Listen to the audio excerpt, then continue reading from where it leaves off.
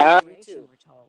And the White House Reverend Press Secretary Thurston, Jen Psaki says the Hey, administration Santita. and how are local you? officials around the country I'm are well. How about you? hospitable after a I'm verdict. having massive computer problems this morning, but with governors, this with is the mayors, way it We gonna works. push and through? certainly Hey, gonna push Yes, on ma'am. through. You always learn something protests, with but we're it. not going to get Um, Yeah, it's We should funny. we hear from a I'll European we all hospital gonna be tech tied now to gurus by the President time this is Biden, over. Oh, mentioning honey, I'm possible telling you, links between the I was Johnson & Johnson COVID vaccine explaining, and but rare I can reports of explain blood it to you when I clots. Former speak with Vice you. I President was like, Mondale has died. He was because my 93. This is AP News. The U.S. my Capitol program police director said I'm officer who trying to do died too after much. the I was like, January 6th this is how this insurrection works died of now. natural causes, says Radio the is medical no examiner. longer The AP's Jackie Quinn's got just this. a plain old. Capitol Police Officer Brian Sicknick It is no was longer struck in the head with a fire extinguisher, just and a also that he non-visual might have medium. It's ingested now a a visual chemical medium. substance like bear spray. Yes, ma'am. I learned a lot by working with Roland Martin. But the District of Columbia He Medical Okay. Examiner's office did is morning now drive at announced WVON Sicknick suffered a stroke when and when Mhm. I was there. He and I started there at the same Sicknick time. was injured during And the riot. Roland He was one of became 5 people who a died. one This determination that it was person. natural causes and that his death was not brought on by injury He just will became likely a limit one federal person prosecutors from bringing homicide studio. charges in And this was connection what with Yeah. Sicknick's 12 death. years ago. Jackie Quinn, Washington. 14. The Dow dropped 123 He points that's yesterday. The he Nasdaq and the S&P he could down pick up 2. and go, and that I'm was Rita I Foley, learned from AP that. News. And I said, but that's the way you have to do it. This is 8:20 a.m. This Mhm. is not. It's no Gotcha. longer people. People want more than they want more than you just being on TV. I mean, just being on the radio. It's not like that anymore. Yes, ma'am. 2 minutes. Yeah. Particularly the black audience. Because the black audience Gotcha. is very, very tech savvy, as you well know. Yeah. Really into that. They want to see you, touch you, feel you, Want to see you. all that. It's like, oh no. That's right. But this audience, and now my morning stars are into it. So I'm like, I can't do that. And people now I know, like, baby, they want to see you. This is not about.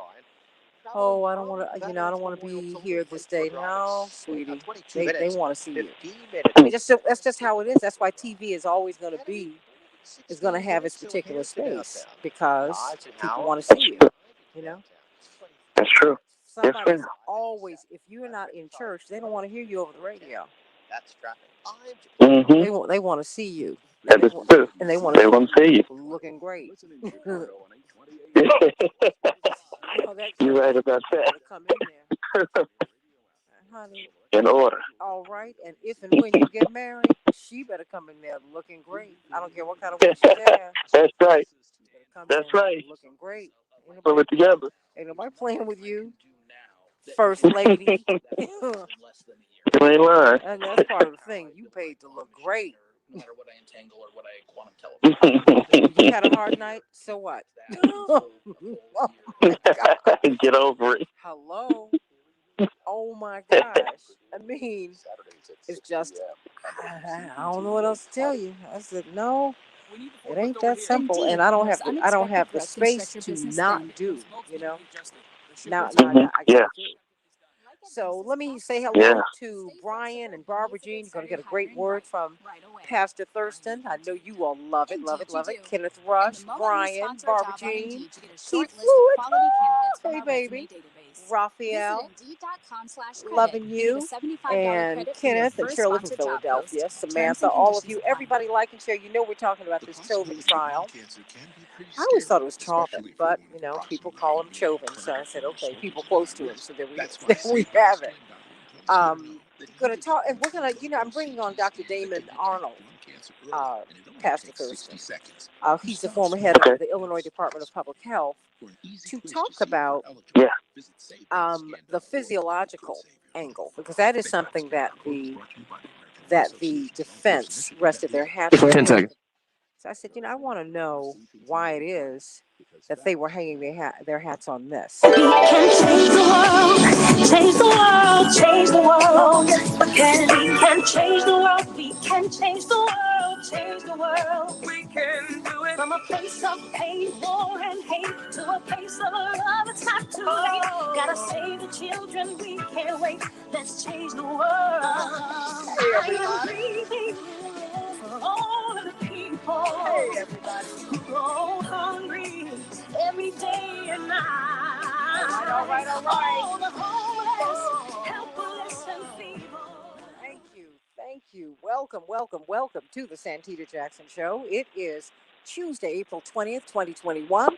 I'm Santita Jackson coming to you from WCPT 820 in Chicago and AM 950 radio in Minneapolis, St. Paul. Of course, all eyes are on Minneapolis, St. Paul and Brooklyn Center as we are now in the deliberation phase of the Chauvin trial. What will happen?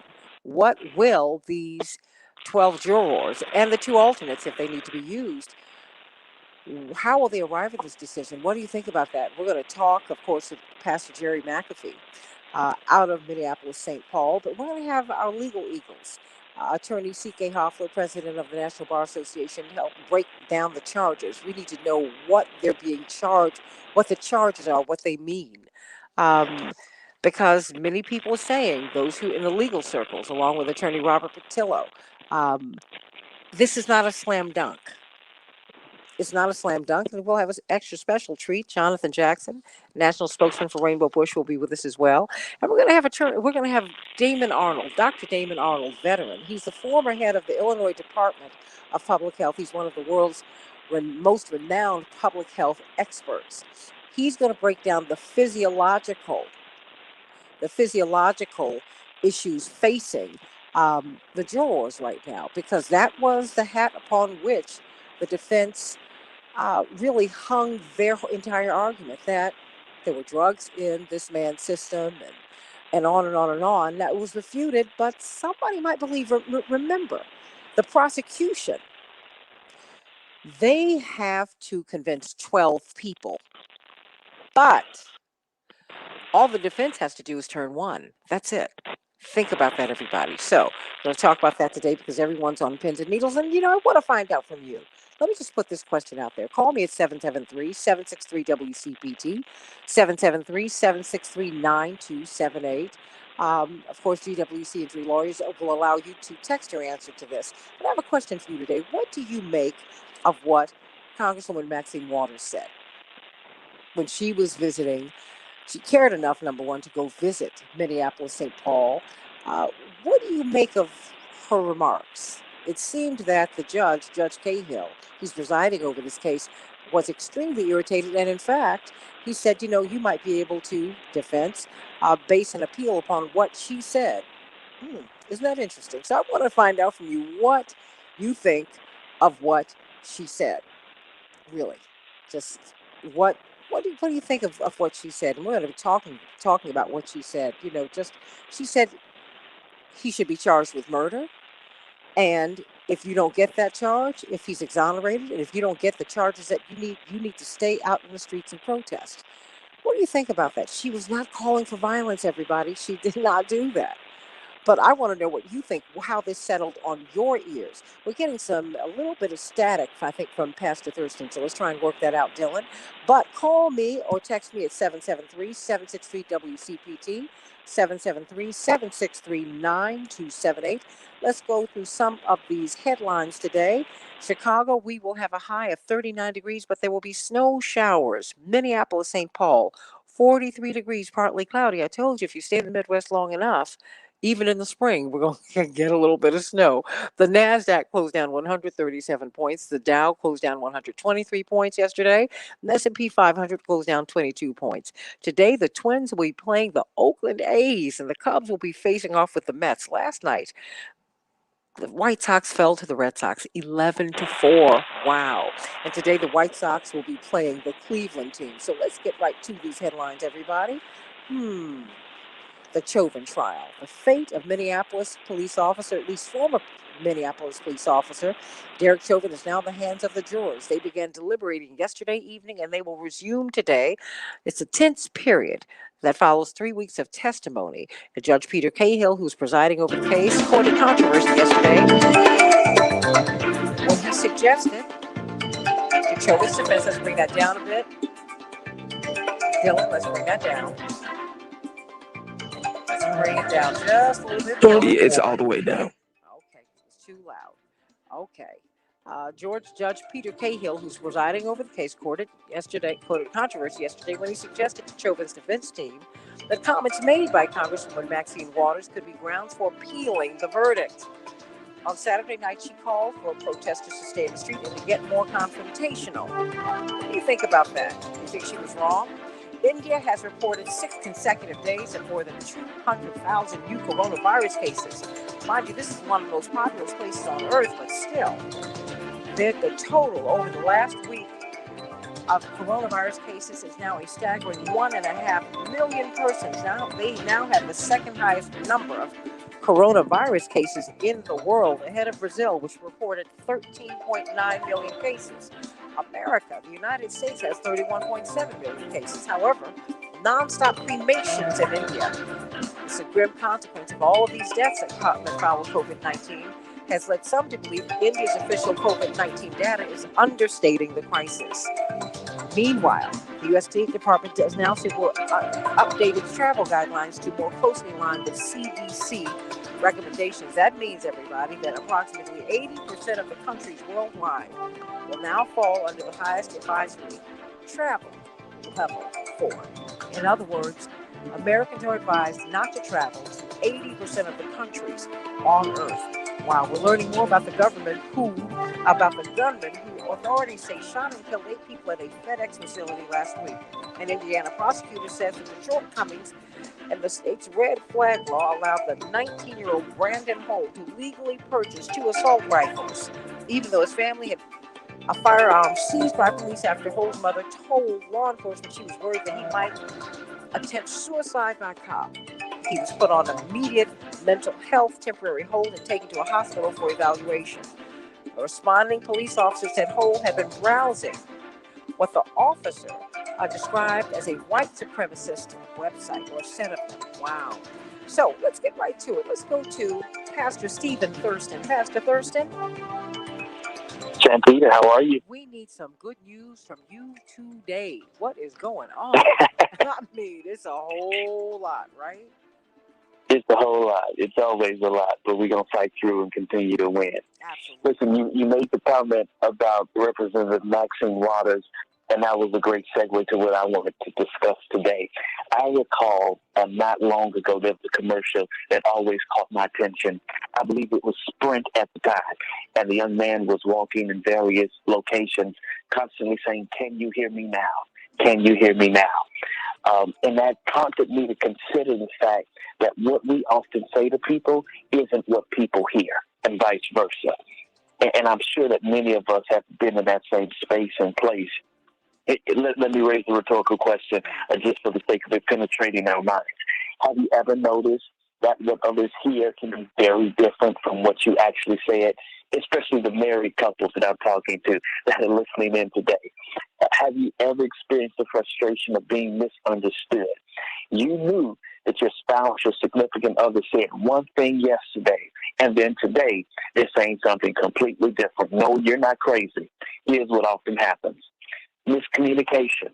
And it's all too frequent and common among human beings and the genesis of the biggest arguments we experience in any type of relationship.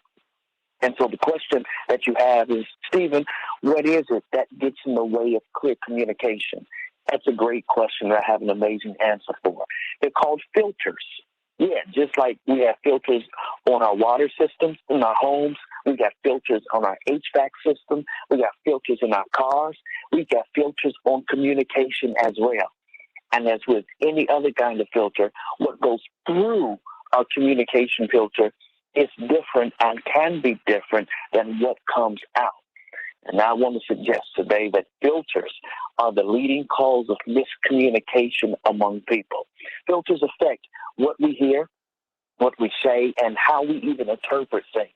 They're based on how we're feeling, what we think, what we've experienced in life, what we've experienced in our family, our cultural background. All of that can impact the type of filters that we communicate through. Let me give you 5 quick filters that impact our ability to achieve clear communication. Number 1, distractions. Both internal and external factors in our environment will affect our ability to pay attention. The stress of our lives, the busyness of our lives make it harder to pay attention as they wear down the part of our brain that's most involved in focusing. Number 2, emotional states. Our moods greatly impact and affect our communication. So if we're sad, angry, worried, or upset about anything, that can color our interpretation of what others say and our response.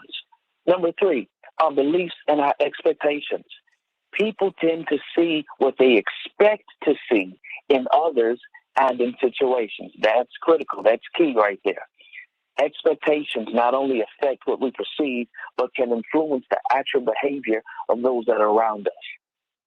Number 4, differences in style. Styles are determined by varying factors ranging from gender to family background. And differences in style don't matter as much as how you or we handle the differences that we have with other people. Awareness of how our different styles affect communication will go a long way in preventing misunderstandings. And number 5, self-protection. This filter comes from the fear of rejection, which we all struggle with in various types of relationships. And this filter can cause us to not know each other as well as we might or as well as we should. So the 3 most important things I want you to remember from what I've shared today about filters is that number 1, everybody has them. Number 2, they're not intrinsically good or bad. But number 3, and most importantly, here's the hope, here's the joy in all of this. We have to change them periodically. You got to change the HVAC filter on your house. You've got to change the filter in your car. You've got to change the filter on your refrigerator so that water comes out pure and clean. We've got to change the filters even with our communication so that stuff doesn't get clogged up and backed up and come out dirty on the other side. We can change misunderstandings in communication by simply changing our filters on a regular basis. What matters most is whether or not you allow your filter to distort our communication. Amen to that. I hadn't thought about changing my HVAC, my personal HVAC system, but it does get clogged up with old Yeah, stuff. With old yeah, stuff. I mean, this is like, it gets clogged with old stuff. And so thank you for that. Thank you for that. Because yes, this ma'am. is, it's this, I need that. I needed that today because I am, you know what? If we keep on living, we always deal with old stuff. Old stuff. Yes, And, you know, there comes a time in life when you really do have to make a change, Pastor. yes, You ma'am. really, really do. And that mirror moment. The mirror, look at yourself. This is that moment. This is, and I'm doing a lot of that lately. I am. And I think Yeah, that's been one of the gifts of the pandemic. We've had no choice because many of us have been that's right. locked in with people we don't like, people we just been getting by with. And I think it's time out on that, huh? That's right. Hmm. Focus on you. Change this ugly stuff on the inside of you so that the pretty stuff in you can emerge and the pretty stuff in the rest of the world can be seen. And the filter is clear so that you can see the good in other people. Hmm. Pastor Stephen Thurston, teaching pastor at the Salem Baptist Church.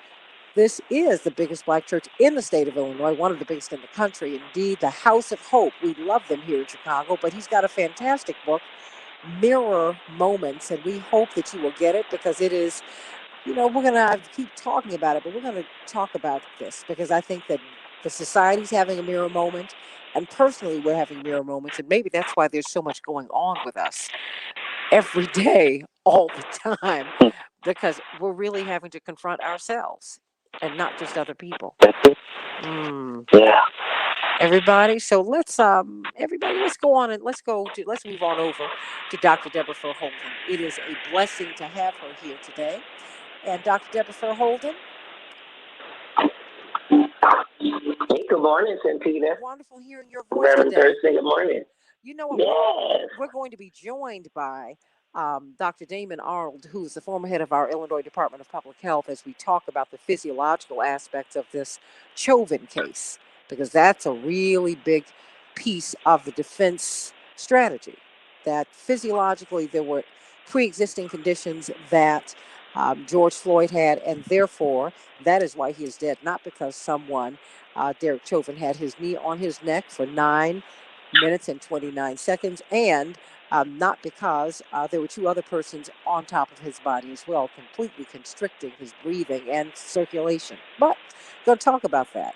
But, of course, this is our COVID moment because we're watching the staggering numbers come out of Brazil, the staggering numbers come out of India. But also, look, even though we're getting vaccinated, uh, Dr. Deborah Holden, we're struggling with it here in the United States as well. You particularly in Michigan, but what's going on? Well, a lot of things happened all at the same time. And I think all of those things coming together at the same time have built us this perfect little storm. I always remind people, we flattened the curve on this thing in the absence of a vaccine.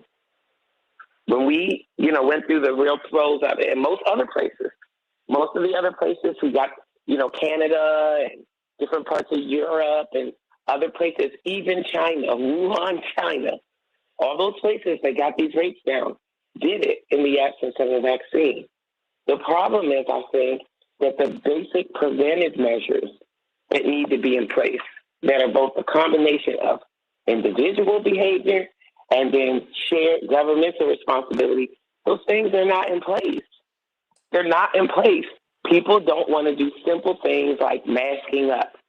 People want to get back to business as usual. They want their sports games. They want to get back into the gym. They want to get, a lot of people, I've been really surprised, want to get back into their offices. And so these basic preventive public health measures that were the things that we did in the first place to get that curve down, most of that stuff is gone. Michigan, for many reasons, I think our governor was under a tremendous amount of pressure. Remember, we are very much a state divided. This is a purple state through and through. We have a GOP-led legislature. We've got a Democrat governor. We've got a lot of political meddling that's happening here. People have chosen to let not wearing a mask be a political statement and a display of political affiliation or free will. And it's unfortunate because collapsing those things in the midst of a public health crisis with public health preventive measures, I think we're paying the price for it. And I want to be very clear. I don't think Michigan is the only hotspot right now. I think Michigan is just doing a better job of testing and identifying cases. And I think Michigan is being transparent about its problems. I think the numbers are a lot higher in other places, and they're just not doing a good job of identifying those cases and reporting them. So what should we do? Well, we need a couple things happening right now. One, we need those governmental layers and those shared layers in place. And we have that now. We have unemployment. We have payroll protection. We need a national mask mandate, and we need a state mask mandate, and we need those mask mandates to be enforced. Yeah. That's a big part of the problem. We've got laws with no enforcement. And people only follow the rules because there's a penalty if you don't. If you were allowed to, break the rules without, consequence, what's your incentive to follow the rules? There's no intrinsic good feeling from following the rules, for most people. Yeah, but it's feeling, I don't know. I think that's why I've said the mixed messaging is something that your colleagues have to come up with the right message because, and you talked about this yesterday. You sounded like uh, Merck CEO Kenneth Frazier. You said, look, he said a year ago, just about, well, almost a year ago, that look, the vaccines are not going to be a silver bullet. The fact is, we now they will help. You talked about the Swiss cheese model. And you still have, well, not just the CDC, but you have the mainstream media saying that once we get everybody vaccinated, you're from the White House, everything's going to be much, much better. We're going to be fine, but you got to get vaccinated. It's like people are getting vaccinated and things are not fine. And people are getting mixed messages on what these vaccines do, and the fact that you still need to mask up and just follow the protocols that you've been talking about for so long. Dr. Deborah Verhoeven? Yeah, it's interesting. I told you I'm having a baby shower for my daughter, and it's not going to be until July. And I thought I'm going to make vaccination a requirement for anybody who wants to attend in person, because my daughter has decided she's not getting vaccinated at least until she's 36 weeks. And she's sort of looked at the data and, talked to her OBGYN and all these other things. And I thought, if we have a whole party of people who are vaccinated and they're honoring the protocols outside of being together, she will be masked up. She's just real clear. But then the whole party doesn't have to be masked up. And it's going to be outdoors. And, but mind you, this is in July, so I'm planning for it. There is some benefit. And, you saw the CDC recommendation. The CDC said if you're around all vaccinated people, and we can pick at this on another day, but if you're around all vaccinated people, they left off. Those vaccinated people need to be honoring the protocols. Because if you've got somebody who's vaccinated, who's moving about the world and not masked up, they could actually still be a carrier, and they could be the one who brings it to the group. And remember, there are breakthrough cases. The vaccine is not perfect, right? There are breakthrough cases. There are some people who will be fully vaccinated and still catch COVID. Small percentage, and you would definitely rather have COVID with the vaccine than without the vaccine. But I thought about it. I said, it's a baby shower. We're going to be laughing. You know what happens in baby showers? You pasting bows on a paper plate and playing games and laughing and, all of that. I said, no one's going to, people start eating. They're not going to, you can't eat in the mask. And so I just thought, and my concern is for my unborn granddaughter. I'm like, we're protecting her. And no judgment for people who don't choose to get vaccinated.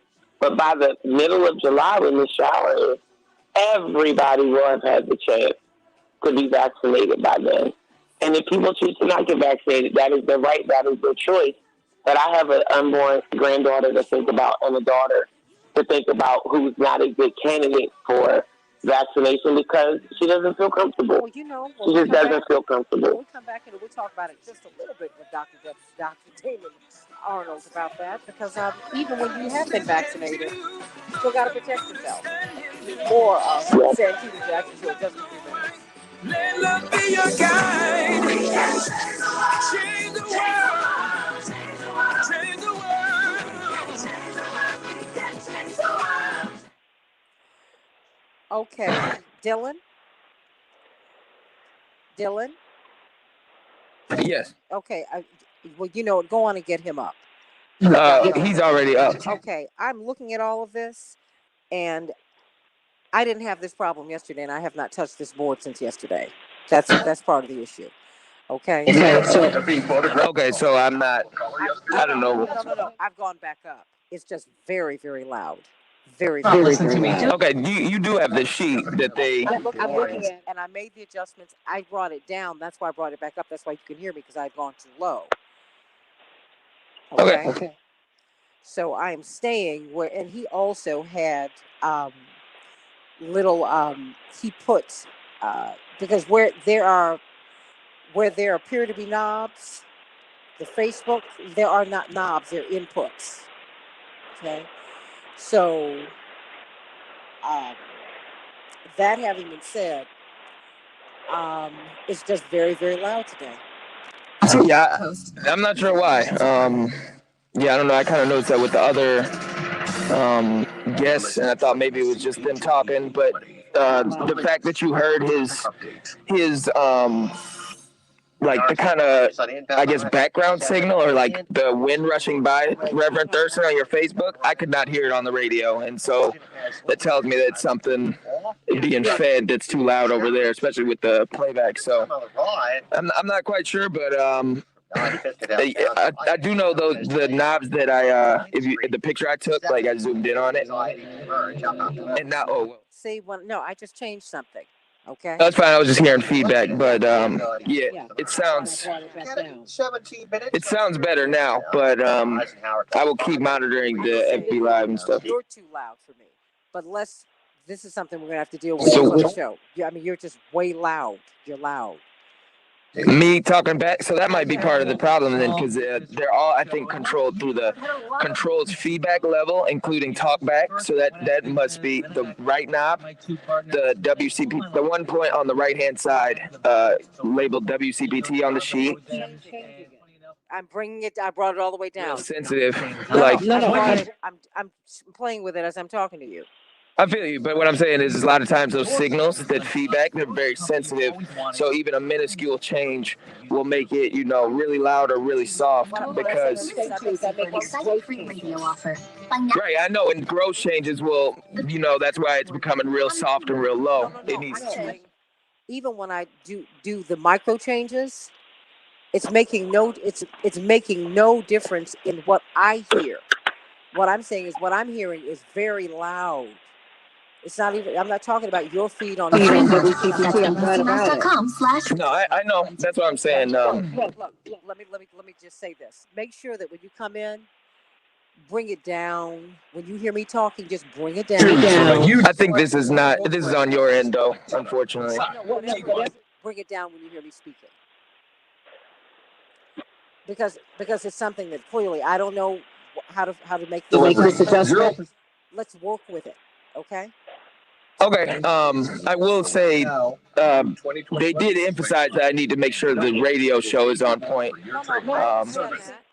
I understand that, but I also know that this is not just a radio show, Dylan, and I'll have that discussion with them. This is also a Facebook show, but the problem is, as the host, when it's too loud for me, there's a problem. Right, I recognize that, but yeah, I'm not sure what's happening technically. I also want you to know we're coming back in 5 seconds, just so you're ready. That's not the problem, and I'll deal with that today.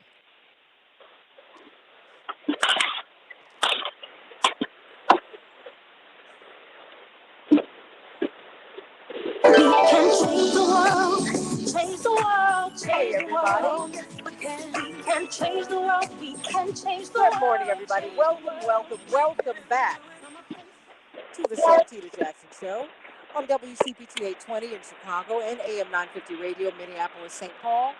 Let's talk today about, we've been talking with Dr. Deborah Holden, Associate Dean of Public Health at Michigan State University. We have brought on someone who hasn't been with us in a while, but people all over the country, let alone the state of Illinois and the city of Chicago, have been pulling on this man, and I'm so glad we were able to get some of his time today. This is the former Commissioner of Public Health for the state of Illinois, Dr. Damon Arnold, veteran, and a practicing physician. And so before we get into the Chauvin trial, because I wanted him to talk to us about just what's happening physiologically. I mean, because that has been the whole thrust of the defense's case. Where are we with COVID-19 in Illinois? I mean, we've been talking about Michigan. There are surges. There's surges everywhere. It seems as more and more people are getting vaccinated. Dr. Arnold, what's going on? Well, hi, Santita. Good morning. Thank you for having me on your show. It's always an honor being with you. And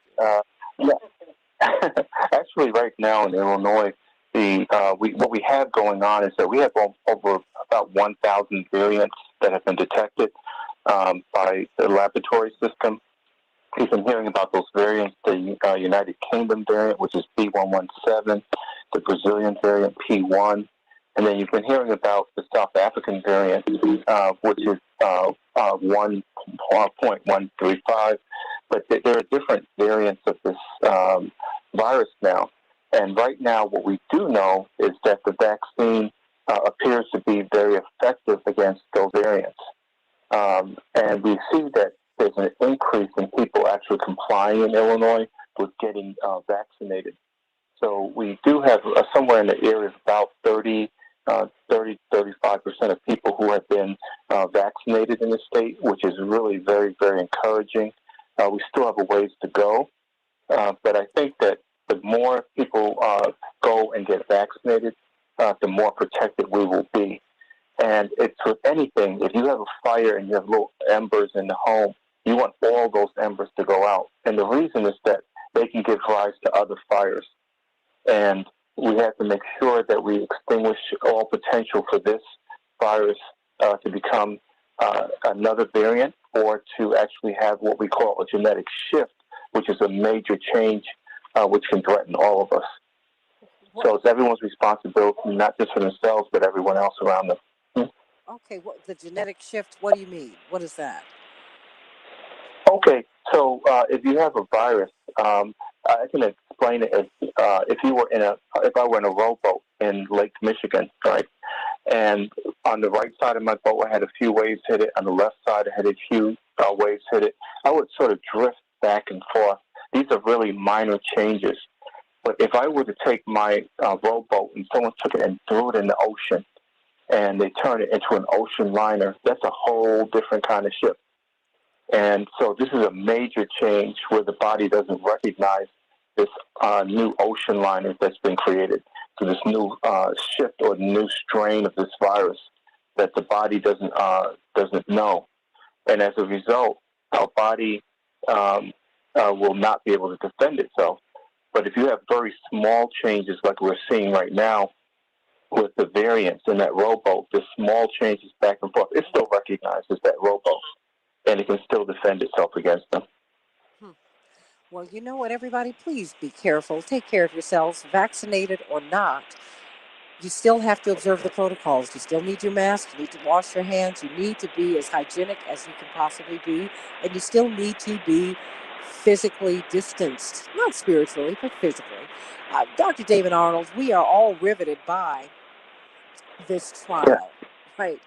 And it seems, the prosecution said, believe your eyes, believe the 9-year-old, for heaven's sake. She said, he can't breathe, get off of him. But the defense said something else. They brought up the health history, the medical history of George Floyd. They said, he had been open and honest, and his girlfriend had testified to the fact that they were both struggling with opiate addiction, which is not uncommon in the United States, and that they found traces of drugs in his body. And yet people are saying that, but that wasn't, the prosecution countered, and I mean, their health experts countered, that's not enough to have killed him. Just tell me, as a physician, what are we looking at? Why would the defense say, other things, hypertension, and, his heart, all these things killed him? But there are other health experts who are saying, no, that's not so. Yes. Well, this is sort of a bridge between what we were just talking about with the COVID-19 and then the trial. There's something in common. And I used to tell students all the time, remember, science never asks for you to believe in it, but it is incredibly unforgiving if you do not. And science, the science of physiology, the science of how our bodies work, it goes unabated despite what you believe. So you can take a step off the edge of a cliff and never believe in gravity on the way down, but you may become a firm believer at the bottom, right? and gravity doesn't care whether you believe or not. So science is science, and we can actually bend it and try to move it in different directions and try to make it look like something really when it's not. And you can sow doubt in people's minds. But there is something that goes on. They were talking about cardiac enlargement of the heart, and whether that was a problem, whether he had drug addiction, and they never showed opioids in his body, right? And then they started looking at fentanyl, which is really almost like an anesthetic agent, that we use for, taking care of pain. And for 9 minutes and 29 seconds, he had his knee on his neck and over his back. And the reason why that's important is because there are three major forms of asphyxia, which means that you have low oxygen levels in your body. And so you can have strangulation, you can have chemical asphyxia, where we know with carbon monoxide, when people die in fires, right, they inhale and they can't get enough oxygen into their body. And then suffocation, and suffocation is really the category this falls under. And it's called mechanical asphyxia. In other words, mechanically, someone is doing something to restrict your breathing in such a pattern that you cannot take enough oxygen on. You can't breathe. And this is positional asphyxia. So the position he was laying on in the ground with his hands behind his back in handcuffs, which is really something that needs to be highlighted even more, is that you don't try to restrain someone or apply that kind of use of force when someone is already restrained and unable to defend themselves. And so he had lost consciousness and had actually died after about 6 minutes. They're mentioning. So 3.5 minutes, he still had his knee on his neck. 3 minutes and 27 seconds, approximately.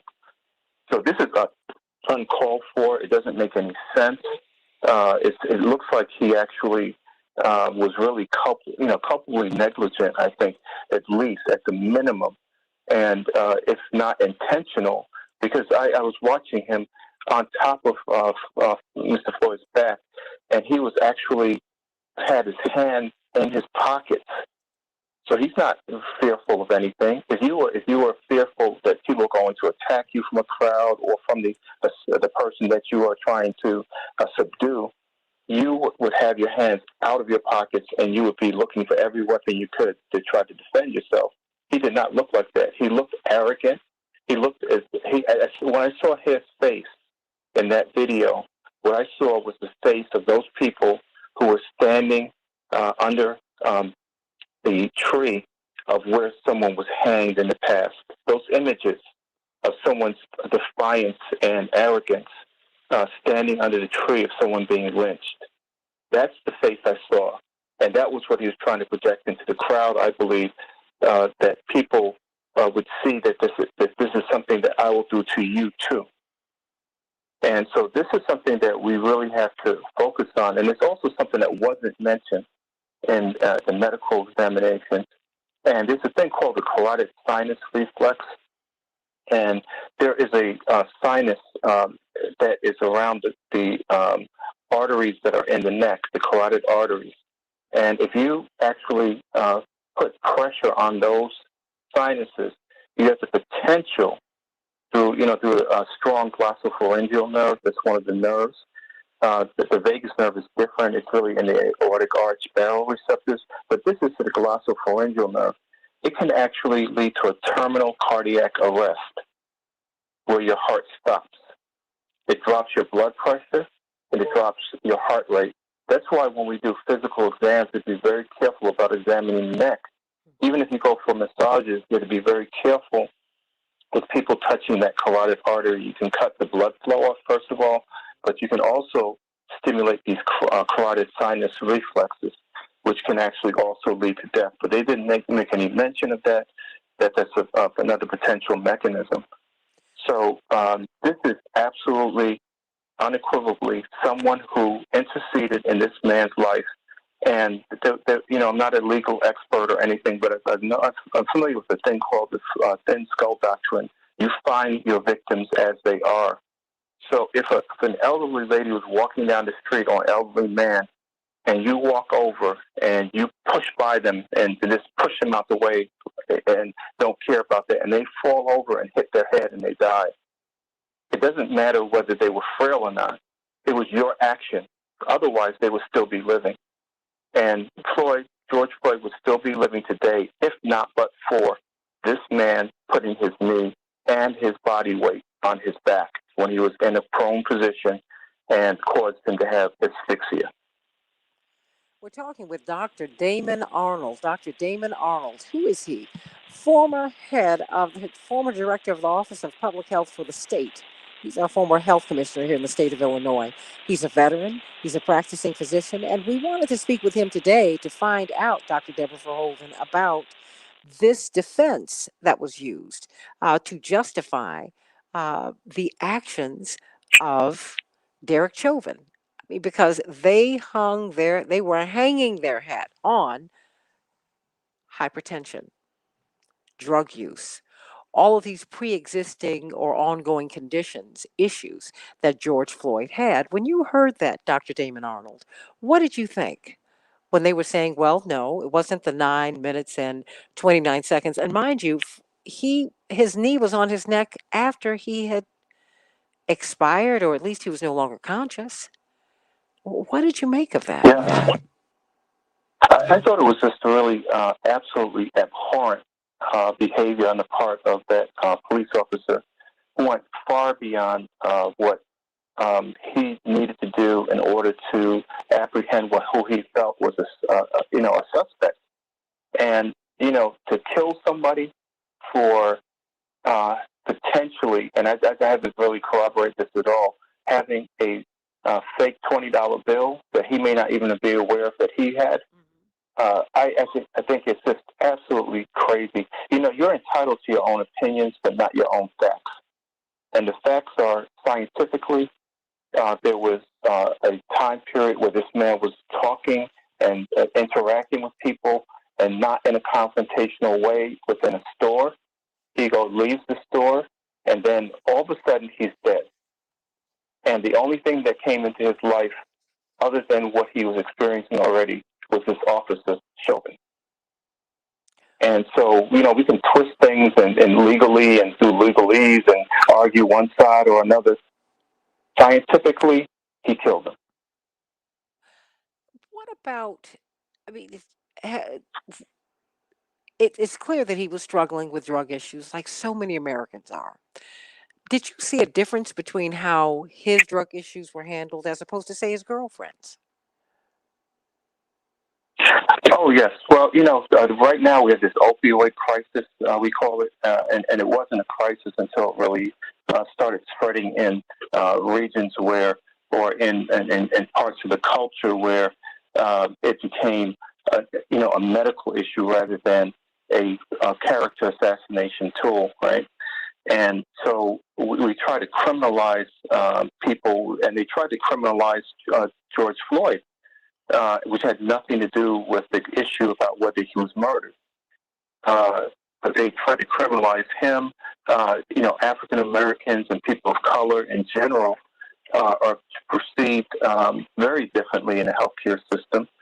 And those people who have those addiction problems are looked upon as being a much more negative light, a much more of a character assassination when they are being viewed or treated. And if you are, and unfortunately, if you're white in this country, you are then looked upon as having a medical problem that we have to take care of. And this has been a pattern of institutionalized racism that goes back way, way back, right? And it's not just about drugs; it's about anything you do, where you are being criminalized. Whether you're African American male or female, and you're being monitored and followed in a store because that's the kind of person you probably are. This is something that most murders actually in this country are perpetrated by people who are white. The most likely person to kill another person is a person you know and you're around. And if you're living in a very segregated area, who do you think is really committing those murders? And so this is something that goes on, and that character assassination, and then the glow of white supremacy, and everything is clean, everything is great with whatever we do, but whatever you do is dirty. This actually spills over into the psyche, into the logic that is applied to people when they're in these situations. So they tried to criminalize George Floyd, and this is a man who said 27 times he could not breathe. If you say that 27 times and someone is on your neck, it doesn't mean that you're fighting back. It means that you're fighting for your life. And he couldn't fight for his life because his hands were handcuffed behind his back. And as a result, he died. If he said 27 times he could not breathe, Any rational person or person that wasn't bent on this destructive path that this officer was on, Chauvin, would have stopped and said, I need to give you help. Even paramedics who were in the area said, get off of him and take care of him. There were people who were around who knew that this man was dying. And yet he continued to do what he did. So it was a total disregard for life and a total disregard for any kind of humanity. You can die from hypoxia. You don't have to have a total loss of oxygen like anoxia, right? You can actually have hypoxia, which is a low oxygen level, which is a partial decrease, and both of these can actually lead to death. So by restricting his ability to breathe, which was obvious from his comments, was 27 times saying, I can't breathe, it's time for him to, for Chauvin to face reality. It's time for that jury to come to the right conclusion. Dr. Damon Arnold, everybody. We're talking with him about, he's a former head of our Illinois Department of Public Health. We're talking to him. He's a practicing physician.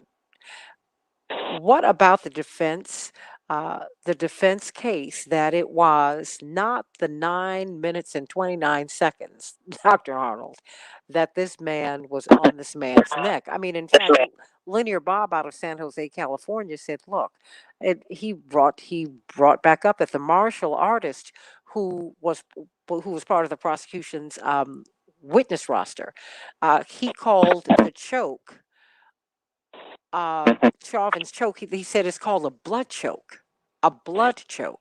in martial arts. And that reminds me of what you're talking about, the carotid artery. I mean, it's a blood choke. It's almost as if, like, he knew something. He had to know the man was in distress. I mean, doctor, help me. Yes. Yeah, absolutely. And that kind of restraint is very obvious. What I compare it to, and one of the things that they kept mentioning was that, there was no signs of bruising, there was no signs of, strangulation, physical signs. A lot of people, when we were kids, people used to do this thing called a bear hug, right? Yes. And people would pass out. You grab the person and you just restrict their breathing. That is a form of actually asphyxiation. It can be dangerous, and it's actually suffocating the person.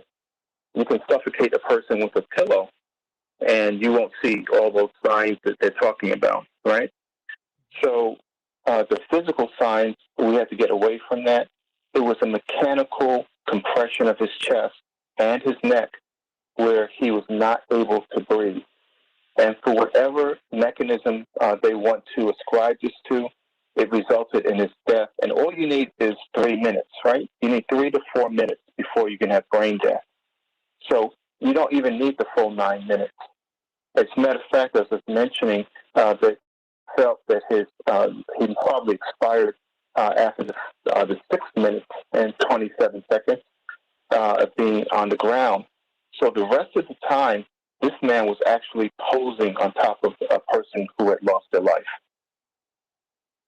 So his trophy, I was just thinking about the hunters overseas where they pose with their trophies, right?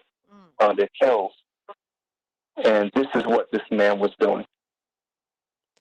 What do you all think about this, everybody? I mean, because now this is where we are. And Dr. Arnold, all they need, the prosecution needs to win over 12 jurors, but the defense needs only convince one. And I do this show 5 days a week. On Sundays, I do Keep Hope Alive, and I've been doing other media. And so I'm hearing just every now and then, not every now and then, I'm hearing from callers. And as I'm listening to people, there exists, I'm going back into mathematics, there exists a body of people who believe that somehow or another, some way, George Floyd was at fault. He was an opioid addict. There was something that he did. He nodded out in the car. There was something that he did. He had, he was a mitigating factor. Okay, yeah, maybe the guy shouldn't have been on his neck for 9 minutes and 29 seconds. But if he hadn't taken those drugs over time, if he hadn't taken something on that day, well, the man could have been on his neck for 9 minutes and 29 seconds, even though he had to be prompted to get off his neck once the EMT got there. They had to pat him on the shoulder. Get off his neck. We're here. I've got 2 minutes. They belong to you. Well, Santita, I think about, you know, um, uh, the assault on the Capitol, right? And if you can't shoot and kill people who are trying to storm the Capitol and overturn democracy in this country, why do you think you can kill somebody who actually was not in any way threatening?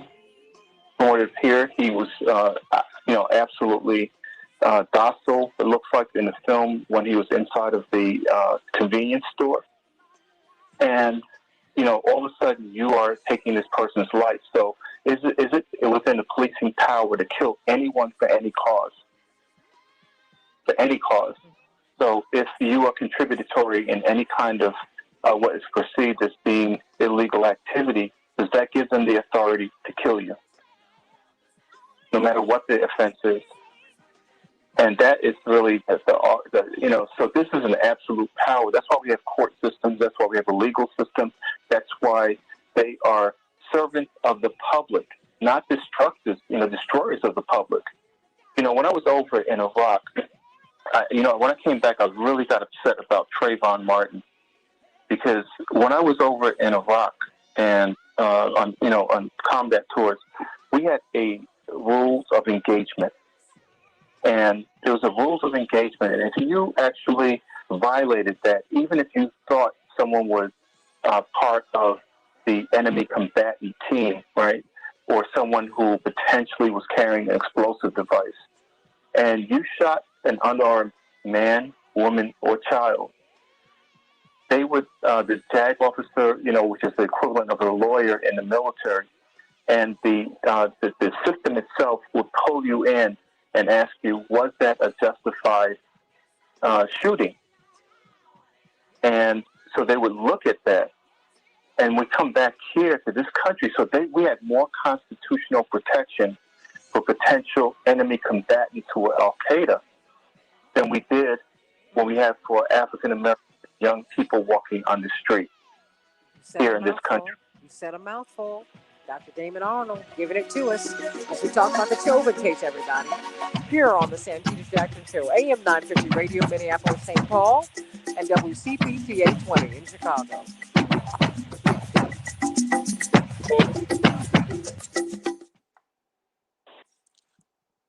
Dr. Arnold, whew, I am so glad you laid it out. Thank you for that.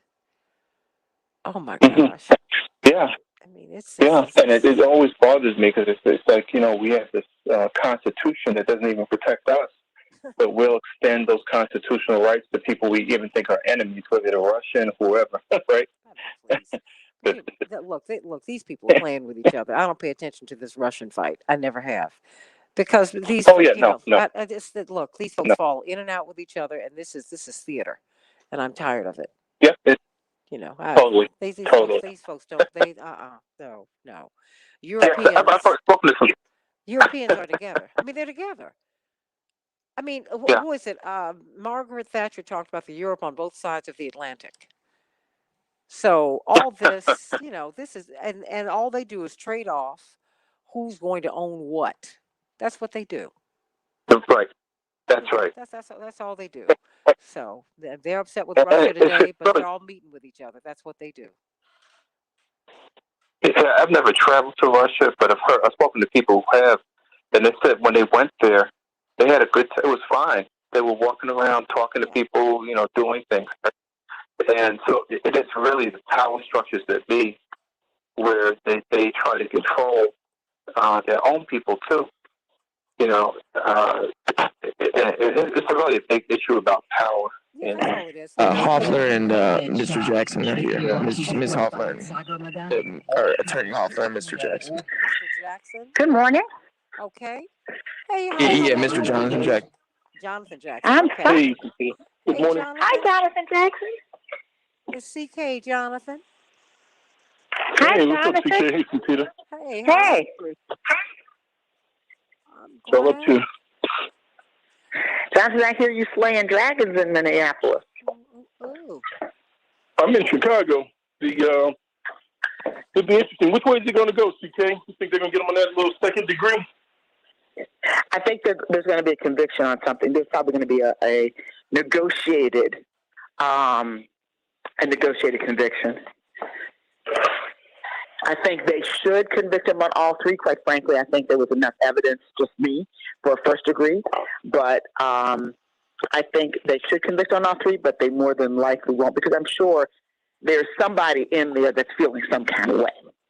And Rev McAfee is here. a hung jury, a lot of times what jurors will do is they will negotiate with the holdout. So that would be the worst case scenario. Well, no, the worst case scenario would be that there'd be an acquittal. There's always that. It always could be worse. But I believe realistically with all the evidence, because if there's no conviction of any sort with this evidence, then we need to, there's no need to have the criminal justice system that we have, period. Because that means that no one can ever be convicted for police brutality. Well, this is what we're going to do, CK. I'm sorry. I've got 4 minutes. I'm going to text you everyone who's here. Thank you so much. I've got Reverend McAfee here, Jonathan. Okay. And what I'm going to ask you to do, CK, is give us in 2 minutes, under 2 minutes. Okay. Describe the charges and what the penalties would be for conviction. Okay. Okay. Okay. So if you could just describe those charges, that would be a whole lot, because we need to know why wasn't first degree murder, part of the mix. Why second degree? Why third degree? The manslaughter or what? I think we need to do that. But Jonathan, of course, Reverend McAfee. Yeah, he's controversial. Yes, he is. Yes, he is. Sorry. I'm sorry. I didn't know he was on the phone. Oh. Yes, he is. Yes, he is. Oh, that's my type of preacher. You ain't got no controversy. You doing something wrong. Oh, this is going on, and you still happy? Yes, Something's wrong. Something's wrong. Oh my gosh. I guess I am, but we need a little agitation every time. And Kool-Aid ain't good unless you mix it up. Amen. Come on, man. Get the rose and the thorn. Gotta have a thorn. Gosh. Make it beautiful. Yes, make it beautiful. I'm trying to get Maxine Waters on the show. I'm just going to reach out. I'm going to reach out to her.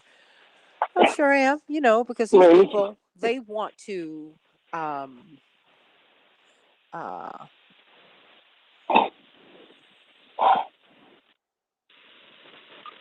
okay. I'm sorry, you all keep talking to each other. Hey, Jonathan, check this out. They just released another $30 million security. And I think they had released another 35 earlier, which is 65 million, right? If you put all of the programs and the thrust for African Americans in the country, in the state together, you won't come up with a $20 million budget. And what this shows is a bigger picture as to why we are in the consistent siege that we are in, that they put that up to value property, but we as a people don't have the same value. And, we're protesting, and as well they should, in Brooklyn Center and downtown, but yet ain't much happening at the Capitol, where the laws is made and the money is spent. True. Amen.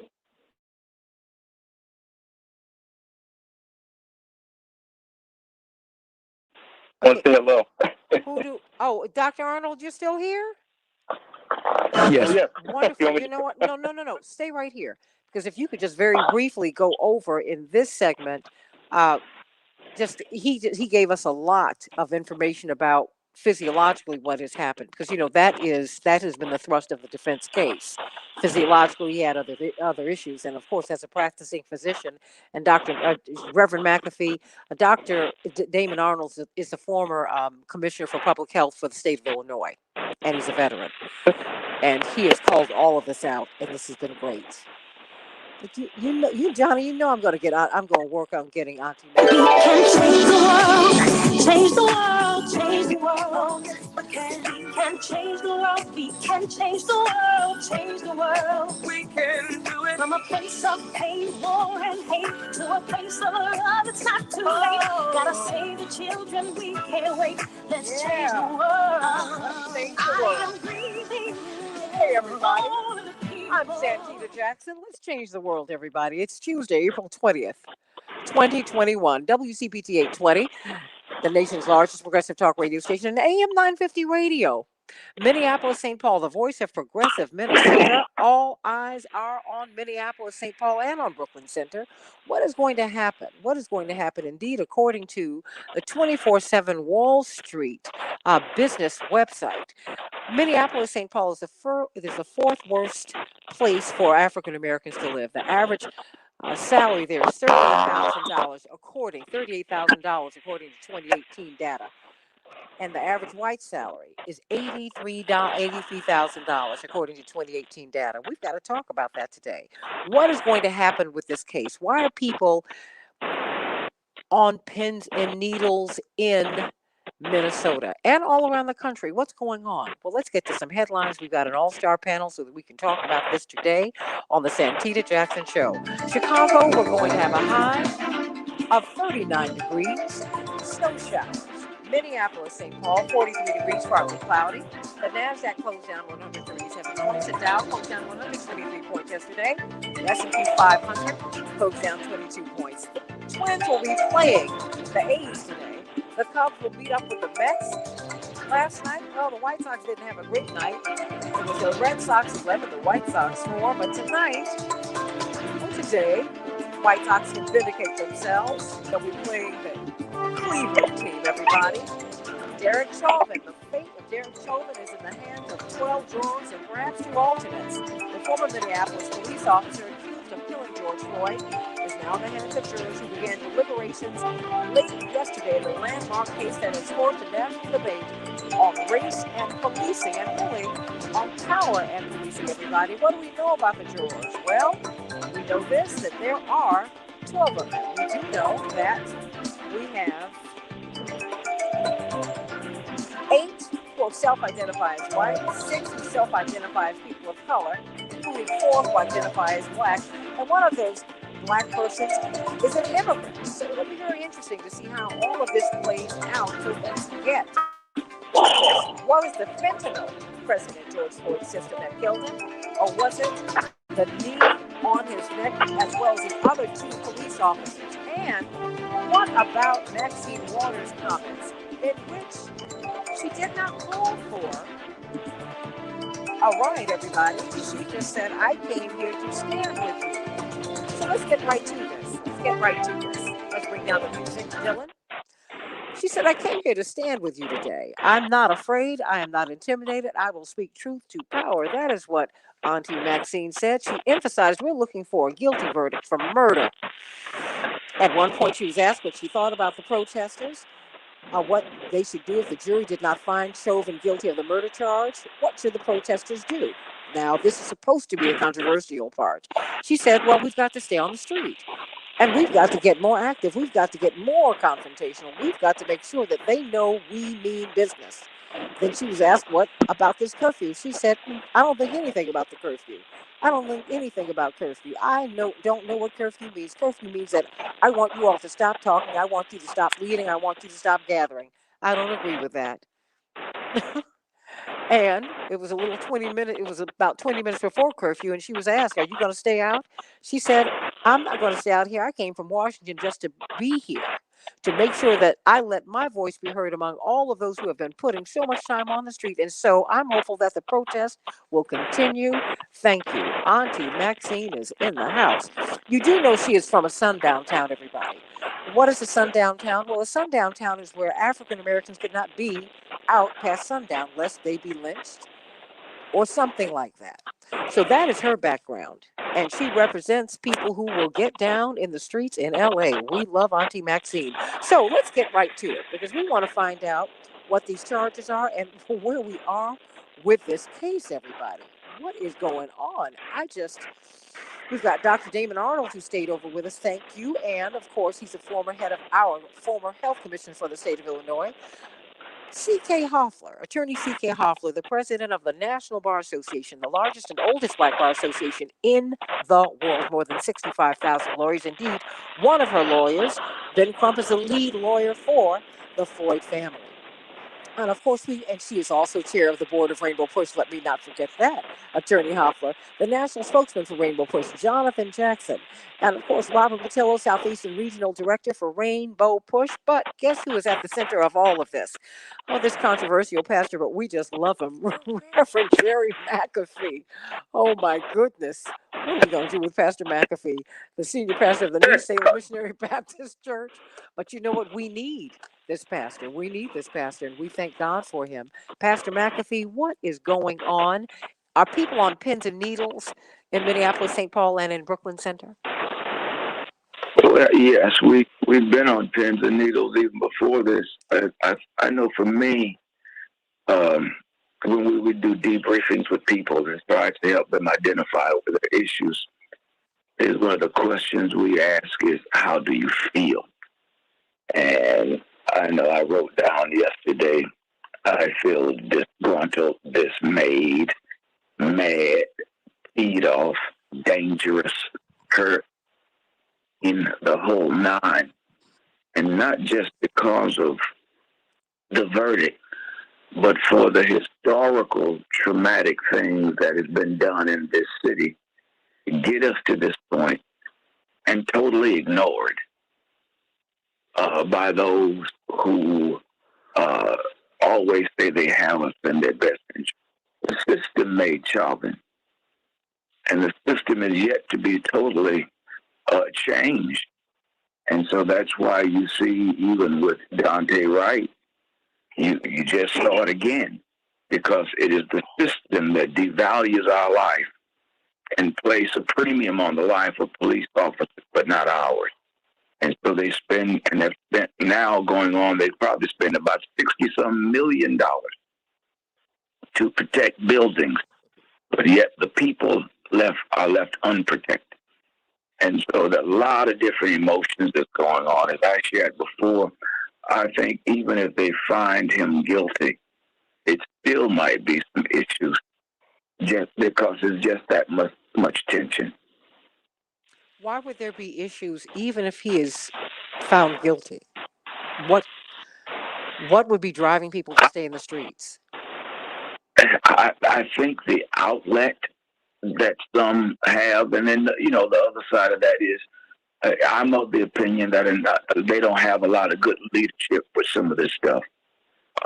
Protesting is good, but if you don't know how to try to harness the energy of your crowd and get it pointed in a positive direction, like when I was out there yesterday, one young brother was talking about we need to go to war. And I know him from the block. And I said, well, let me say this to you. First off, we don't even know how to feed ourselves. Secondly, look across the street. What they got over there as it pertains to guns, what we got. So it don't make sense. And so we've had to talk people to reality to some folk, but they just tired.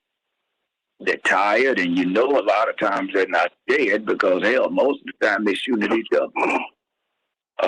And so we got to have some common sense. And as it pertains to Maxine's comments, that's a non-discussion with me. That's foolish that people even take it that way. We ought to be on the block. And to me, by now, we should have then took over the Capitol Hell, that's where the laws is being written that protect the police. That's where the money is disseminated, that we get not much thereof. Hold that burn thing open until we get justice. And right now, they don't mind them being in Brooklyn Center. But here's what they done told them. But I was in some of the meetings, and this came from the governor. But y'all can't be on the freeway. Serious. I can do not. And now check it out now. If you go back in history over the last 4 or 5 years, it's rare that them protesters go to the freeway.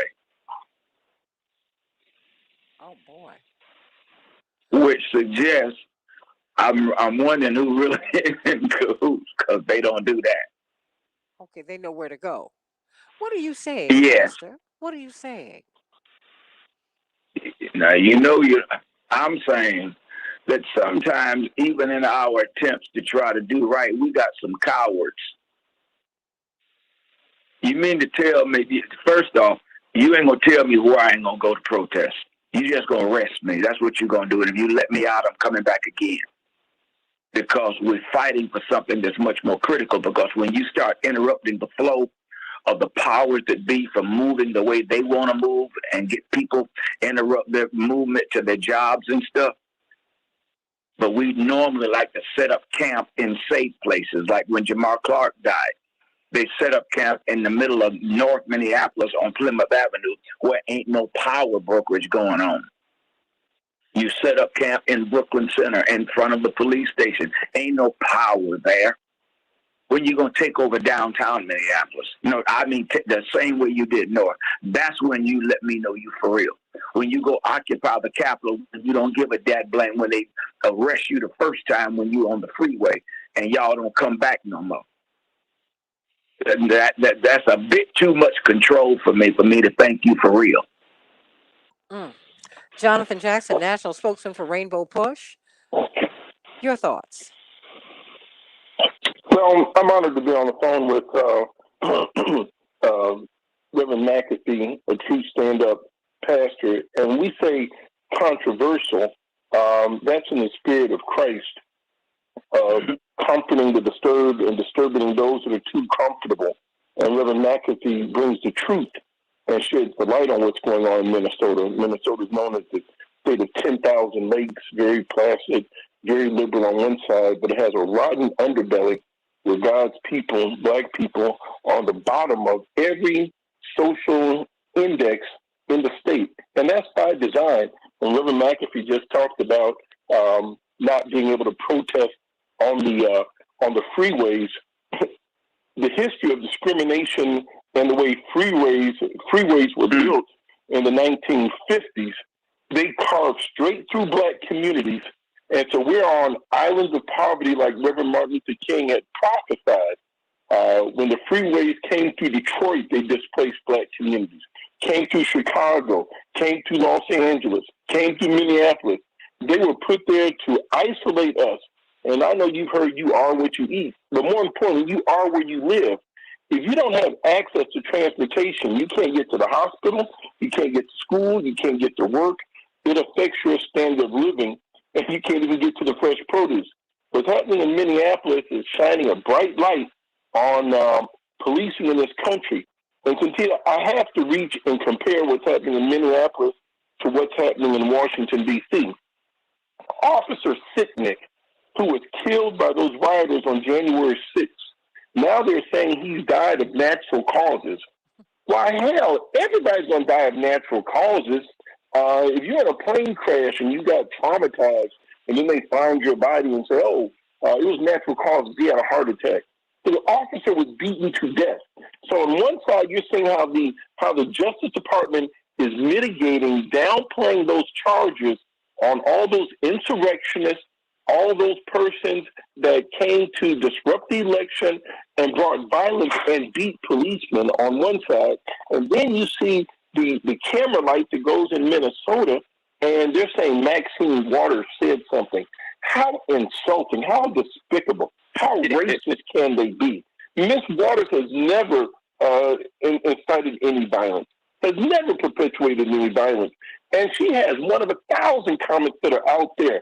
But to be able to deflect and put anger and hatred towards a black woman, we should all be appalled, and we should call the media outlets who've been broadcasting this is highly offensive and very dangerous. Well, they're all doing it. The mainstream media, all of them, Reverend McAfee, Jonathan Jackson, Robert Patillo, they're all, C.K. Hoffler, Dr. Arnold, they're all going after Maxine Waters. She is the problem now because she is telling people that they need to exercise their right to peaceably assemble and protest. She's the problem, not the $38,000 a year that black folks might make and $83,000 a year that white people make. Not that this is the fourth worst place for black people in America to live. She's the problem. I said, well, Robert Patillo, what's your read on this? Well, it's a strange controversy, which is how we're into the denial phase of this racial controversy, because we always go through the phases where we start off by having empathy, then there's understanding, then there's activism, then there's white people get tired of it, and then there's silly season. We've already passed the point of them being tired of talking about it. Now we're into silly season. I've tried a lot of cases in my life, and I've never once had a judge say, because somebody outside said something about a case who's not associated with the case, that somehow that might justify it being overturned on appeal or be the justification for a mistrial. That literally makes absolutely no sense at all. Maxine Waters is not counsel in the case. She's not a witness. She's not a counselor to the family. She's not a spokesperson. She literally is just a bystander as with anybody else. So why would what she says about the case or about protesting have anything to do with what goes on in the courtroom? It literally is absolute nonsense, this commentary.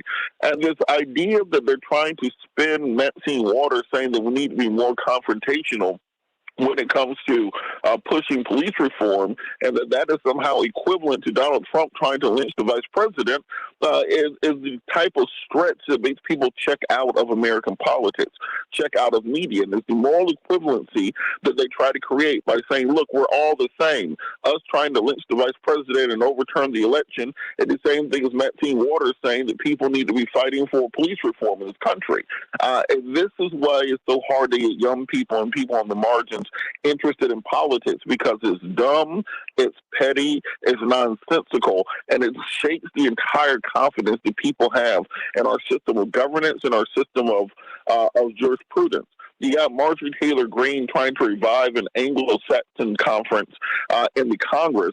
At the same time, you have another wing of Americans pushing for the types of progressive reforms that are needed to make us a more fair and equal union. And we're no longer reading off the same objective reality in America right now. And if people think that a congresswoman having commentary on people fighting for their rights somehow is a justification for a mistrial, a justification for an appeal, or cast the ability to say that we need to be pushing through the types of restrictions on protesting and assembly that we saw signed into law by Florida Governor Ron DeSantis this week, they have a fundamental misunderstanding of what America means and what our Constitution means. What did it mean, Pastor McAfee, to have Congresswoman Waters, Auntie Maxine, who stood alone, quite frankly, in calling for President Trump to be impeached? I mean, she did this before the squad even got to Congress. What did it mean for her to care enough to come to Minneapolis, St. Paul? It was a delight, much like when your father comes, and for some odd reason, she was at church on Sunday.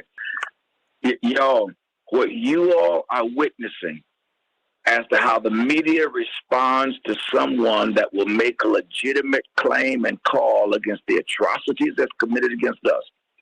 That's what we've lived with since I've been working here for over the last 30 years. They'll make the messenger the problem. That's a classic picture of what we've had to deal with. There was nothing threatening in it. They've made us villains here, but turning the light onto how we're treated. And I ain't talking about just Republicans, because most media is left-leaning. They're the ones who's crucifying her. Hell, they're the ones who've been crucifying me and spiking them for years. We're in a crazy place, and it's coming from all angles. She said what needed to be said, and people are heat to it, without a doubt. But you're seeing what we've been going through, what Minnesota Nice, which is really Minnesota Ice, good old progressives, have been doing to us for years. C.K. Hoffler, what are the charges? What are the charges? Why didn't we get first-degree murder, second-degree, third-degree, manslaughter? What are the charges? So there are 3 charges. The first is second-degree murder. The second one is third-degree murder, and the third one is second-degree manslaughter. And in that order, that's the most severe one is the second-degree murder, where you have to prove death of George Floyd. That happened. That Derek Chauvin's actions were a substantial causal factor in the death. Well, we know that was the case. Knee to the neck. That Derek Chauvin at the time was committing or attempting to commit a felony. Well, he was assaulting George Floyd, and he was intending to inflict bodily harm, which he did. And the fourth element is that it was in Hennepin County. So that's for the most severe that could carry a sentence of 40 years. The second most severe is third degree. Some of the similar elements: death of George Floyd, that happened. That Chauvin's actions were a substantial causal factor, that happened. That the intentional act that was eminently dangerous to others. Well, we know that it was dangerous to others because it was dangerous to George Floyd. Fourth, that his mental state of Derek Chauvin created a reckless disregard for human life. Video, 9 minutes and 29 seconds. And fifth, that it happened in Hennepin County. So that's third degree, the second most severe, and that carries a 20 years. And then finally, and I'm going to say 20 years, the maximum of 20 years, maximum of 40 years for the other one. And for the third charge, which is second degree manslaughter, this is almost the equivalent of negligence, which is an area that I operate in my civil cases, where basically you cause the death of George Floyd by creating an unreasonably risky environment and consciously took a chance at causing bodily harm. Culpable negligence. And that, in fact, that resulted in the death of George Floyd and then was in Hennepin County. So the last one, maximum sentence of 10 years. So that's where we stand. And can I just say, I stand with everybody and their comments about Congresswoman Maxine Waters. She said what she said. There was nothing wrong with what she said. I took exception to the judge's comments, but of course, in the judge's courtroom, he's going to be king. Didn't like it. It was bad. As an officer of the court, I was offended. That was racial animus at its best, brought upon by the defense. Let's call it what it is. Wait a minute. And he said, you all can appeal on this, wink, wink. Right, and didn't like that either. Oh, but again, I as a trial lawyer, I respect the judges, and that's what their role is. But I didn't like it at all. And you should didn't like it at all. I'm just a talk show host. I didn't like it.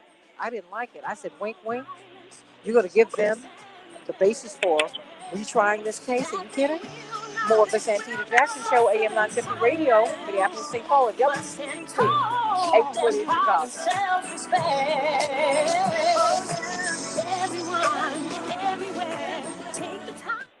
Okay, Dylan, come in with Sick and Tired, please. Okay. Because remember, we were supposed to go out with, I need you to come in with Sick and Tired. Okay, thank you. Hey, Dr. Arnold, will you come in just and let us understand why 9 minutes and 29 seconds, the knee on the neck was, why fentanyl didn't kill this man.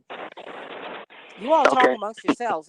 This is all a whole lot, but Reverend McAfee, we are hearing you and feeling you. I just... CK, I wanted to give the same words that MMA fighter gave to the Chauvin when they had him on the stand. That's what I want to say about that judge. You know, I'll put my foot in your ass. I mean, this guy is out of his mind. Well, this is the thing. We're on Facebook. Hello. Okay, well, That's I would like fine. to say this This again. is Jonathan Jackson. That's Okay. my brother. For real. Well, I would like to say I am an officer of the court, and I have eminent and profound respect for every single judge. So I start there. But I took exception. I can disagree with a judge's ruling, and I took exception to the judge. The judge ruled the right way, meaning he denied their motion for a mistrial. But the commentary I thought was not appropriate, and I have the right as a lawyer to disagree with that. I'm not trying the case, but I have the right to disagree with it. And if I were trying the case, I may have put something on the record about that.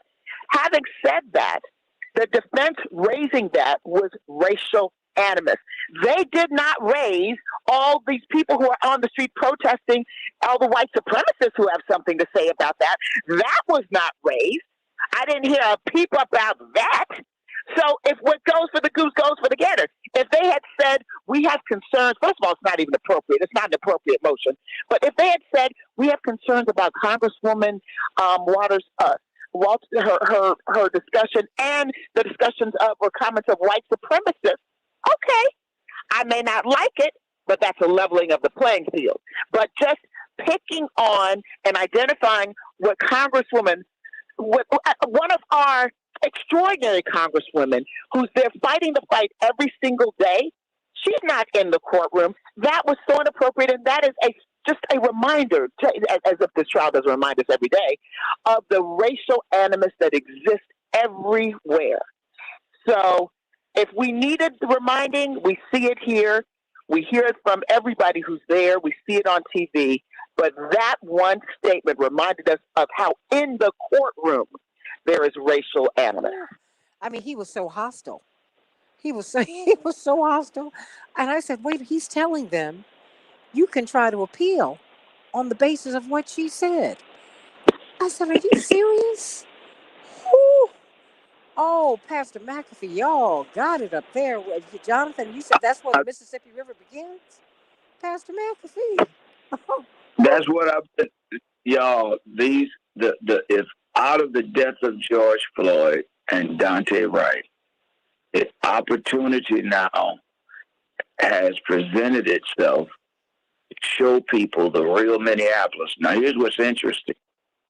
The other media outlets don't talk to us. And I ain't talking about the conservative. Come back 5 seconds. Because they won't. Again, I told somebody the other day, we're seeing. Hold that thought. I want you to speak to that when we get back on the air. And Dr. Arnold, Okay. You still there? Yes. Oh, I know he's loving this, but stay right there because I want you to speak to that.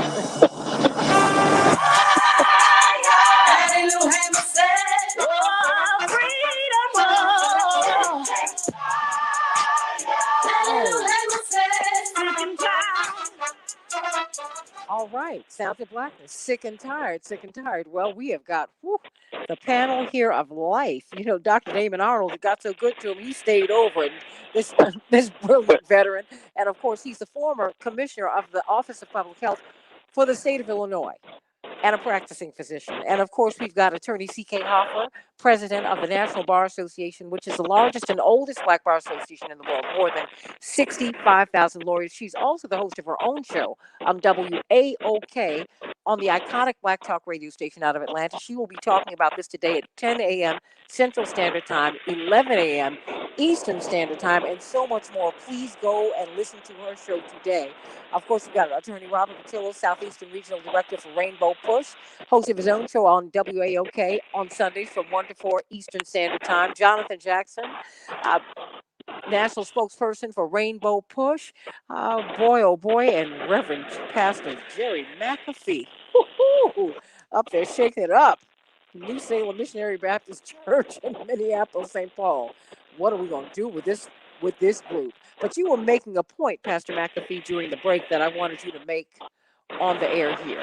I mean, you said media outlets on the right and the left are not touching you. Well, white supremacy is defined by some as defining your reality and then forcing you to live up under their definition. If you listen to most of the media outlets, especially progressives, they suggest to you that our problem that we face here is solely the police. They highlight it. They're the same group that's pushing this narrative about Maxine Waters. They're making a non-issue an issue. And so what this trial, as well as the death of Dante Wright, is exposing is the level of white supremacy that has been taking place here. Because understand this, that behind Derek Chauvin is nothing but white supremacy, a white supremacist system that we've been living up under for quite some time. And what happens is, like if Maxine come in and turn the light on, if you ever walk into a dark room and when the light is turned on, the first response is one of pain because your eyes got to adjust to it. And as Maxine turned the light on, as we've been trying to turn the light on forever, rather than to allow the period of adjustment so they can properly see, they get mad at those who turn the light on and would want to shut it down. But it's being exposed. Again, you all are talking to us at a level that none of the other media outlets even have a clue about, and they don't even ask, because it's solely a police issue. When you start giving the facts about us being number 4 for African Americans and the median household income is 38,000, well, you talking about those who was probably part of the census, not those who are not. And so nobody wants to see us in our real light. But you can never correct something by denying what's really wrong with it. Before you got a prognosis, you got to do a proper diagnosis. And our blood pressure ain't been checked yet. We just running this solution without knowing the problem. Dr. Arnold, what is the problem? Was it fentanyl in this man's system, or was it 9 minutes and 29 seconds of knee on his neck and 2 other persons on top of his body? Well, the way I always look at structural racism and how people are doing things in this country, white supremacy, is that they have their calling card, and their calling card is stealing. And it defiles all of the 10 Commandments. Everything in the 10 Commandments is based on stealing. And what they try to do is to try to steal your dignity. They try to steal your life. They try to steal your freedom. They try to steal your possessions. They try to steal every breath that you breathe. And that's what actually happened to him. He said 27 times, George Floyd said, "I cannot breathe." This is mechanical, positional asphyxiation. Someone's weight on top of your body. This is similar to when people were younger, they got a bear hug, and you would hold someone and they pass out, right? And this is the kind of thing that happened to George Floyd. There is no way around the scientific facts that this man was asphyxiated and died not because of an enlarged heart. He had no opioids is in his blood system from what they found from forensic evidence. Fentanyl will not do this to you. He was a functional human being who was walking about his own business, appeared to be very jovial when he was inside of the grocery store before he went outside. He was a totally functioning human being. And if not before this Chauvin putting his knee on him for 9 minutes and 29 seconds, he would be alive today. Now we can play semantics with words. We can play and say this is that way and this is that way, and I can defend Chauvin actions in this way with words and all these fancy things. It is science. We now know that science has actually freed many a prisoner who are on death row because the forensic evidence pointed totally away from what people were saying in the courtroom. And with that film and what you see in that film, this was a murder in plain daylight. And you had people who were on the side who were paramedics, firemen. You had the crowd itself who was saying, "You are killing this man." And what I saw when he was sitting on top of his neck and his back, as I was mentioning before, I saw a white supremacist standing next to a tree with a hung slave, a freed slave. And I saw the same expression in his face that I see every time people are being killed in our community, whether it's economically, whether it's not having the food that you need, the clothes you need to wear, the educational opportunities, is that same white supremacist space that was facing that crowd and was saying to them, I can do this to you too. George Floyd was dead after 6 minutes and 27 seconds. So he remained on him for over 3 minutes after he was dead. And for someone to say that anything else interfere with that, you find your victims as they are. If I brush past someone in the street and I force them to the ground and they're elderly and they die because they hit their head on the ground, no one asked me whether there was arthritis in that person or whether the person was frail or the person couldn't fight back. I was the one that caused that person to die. If not but for Chauvin, George Floyd would be alive today. But see, Jonathan, that goes to Maxine Waters' comment. She said, look, this is murder. That's Reverend McAfee. I've got Jonathan, a problem with. Yes, go on, Jonathan. I've got a problem with even how, and I thank you, Dr. Arnold, on how the case has been presented. I'm praying that we see the justice that needs to be served, but it's murder. Anytime you've got a law in the book and you can't charge people with what people saw, that can have a negative, unintended consequence. Everyone saw murder, the jurors, and people on the jury are not lawyers. They don't know this versus that, versus this versus that. No, you saw this man show up and willfully, there was no policing done. He willfully just killed this man. I've not heard any discussion about this $20 bill. Like, how many $20 bills were in the register? Where did they come from? Was George's bill bad? That's irrelevant. They accepted his money. George doesn't know what he got killed for. This is a misdemeanor at best.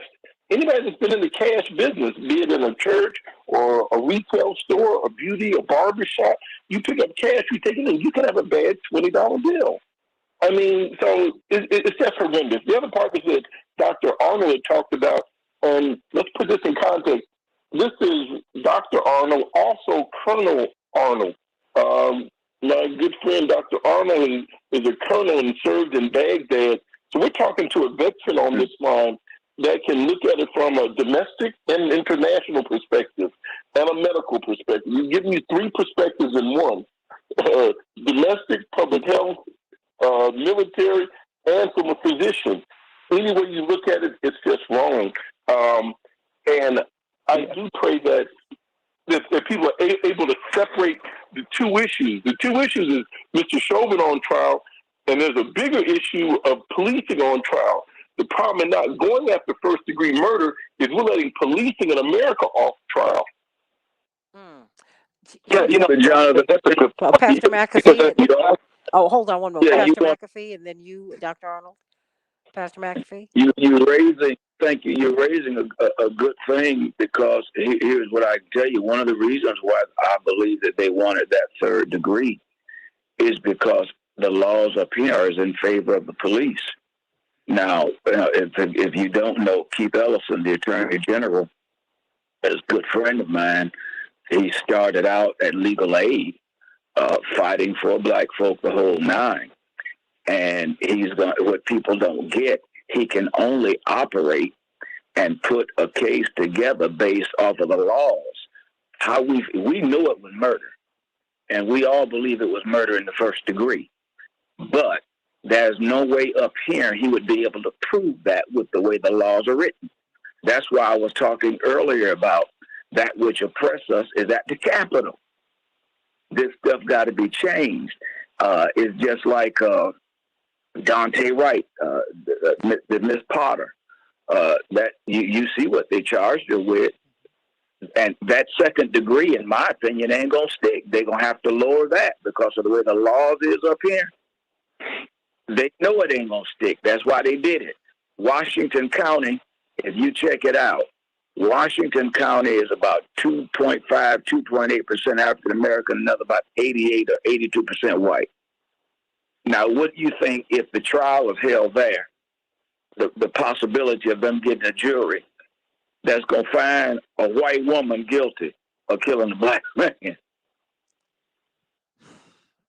Dr. Arnold, you were saying that Yeah, you've been talking about constitutional rights that we have that your enemy combatants have that we don't have. Please explain. right. That's right. Yeah. So when I was overseas in Iraq, if I were to walk up to somebody, a man, woman, or child, and I went and felt that maybe this person is a suspected terrorist, right, or what they would consider to be an enemy combatant, and I went in and I shot the person, or I went and put my knee on their neck, the JAG officer and my chain of command would be calling me in to find out, was this a justified killing? And even in a war zone, you still have to have rules of engagement. And when I got back and I saw Trayvon Martin, the way that he was killed and slaughtered, and nothing happened to the assailants whatsoever, I said, is this justice system even just? Because I had to extend constitutional rights to a potential enemy combatant that far exceeded the rights that I get as an African American when I come home as a citizen. And that's the same thing that was denied to George Floyd with his constitutional rights. And for us to sit here and think that this was not a murder, and to twist it and turn it and to and put it into more of a legalese terms, this man was on film murdered. And if I would not even be here on this show right now, if I had done that overseas, I would be in jail, in a military prison, for doing the same thing. Let me go to Earl. Earl, what's on your mind today? Good morning, Santita, and to your guests. Wonderful program, wonderful program. And I'm looking at the clock. I know you don't have much time. So what I was concerned about in the prosecution was there was not, I thought, enough time devoted to phobia. Because if someone is afraid of claustrophobia, trying to put them in the back of a vehicle that's small and his size, would you create a reaction that was interpreted or could be misinterpreted? So I'm enjoying the conversation. I'm going to jump out and listen to anybody who wants to take that. Dr. Arnold, claustrophobia, that's what is it? And does it provoke real physical? Does it manifest physically? Does it make you excited? Does it frightening? I mean, what is claustrophobia? Claustrophobia is really the fear of being, in enclosed spaces. Where you feel that you can be almost like a suffocating feeling, and actually, mechanical, asphyxia that occurred to him when he was on top of his back and had him in a position with his hands handcuffed behind his back, can actually be very similar to the kinds of symptoms that someone would have with claustrophobia, where you feel like the world is closing in on you. You just feel closed in. So that can contribute to some degree, but not to the degree of causing you to be asphyxiated. If you're inside of a car, that might be something where he wants to get out of that environment. And especially if he felt like he didn't do anything wrong, because Jonathan brought up a good point about that $20 bill. Now, did he know it was counterfeit? He may not have known it was counterfeit. I could have a $20 bill from the bank and walk into a store and not know it's counterfeit. I'm not an expert on checking every dollar bill that I have in my wallet, right? Well, that's not what we do. Right. That? So that's for court of law to determine, right? for him to go. That would have been the charge, if anything. Otherwise, he had no charges. He had no probable cause for stopping him. And the result was death. And Brother Damon, and even the young little immigrant child that's been over here for a year, they called the police. He doesn't know what U.S. money looks like. He doesn't know an old big head Benjamin from a new one. I mean, he doesn't know if I come in with a bill that's 40 years old, that's a silver dollar. Oh, that looks controversial to me. Who are you? Right. Absolutely. and when he even admitted that he was sorry that even happened, because he said, I would just taking a $20 bill out of my pocket and put it in there for him. And that would have resolved the whole issue if they just talked to him about, is this a real $20 bill?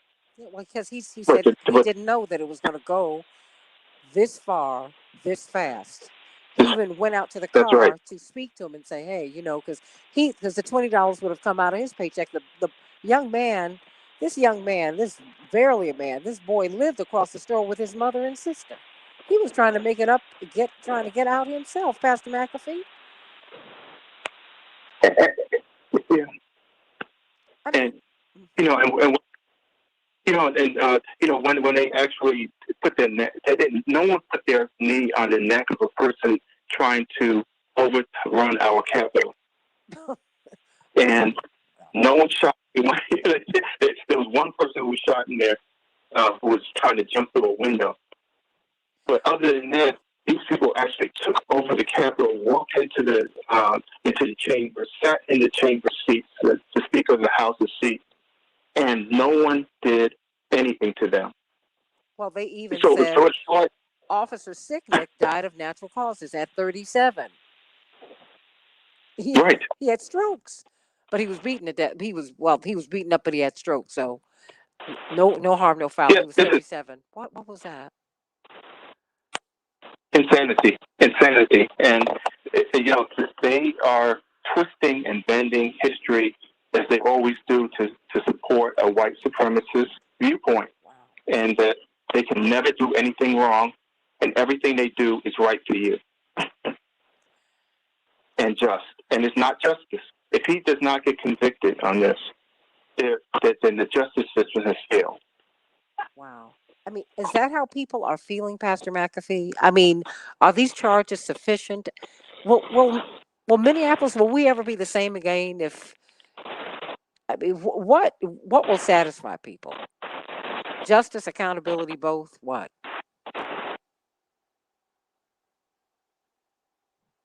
Oh, Pastor McAfee? Well, let me go to you. Okay. No, it's okay.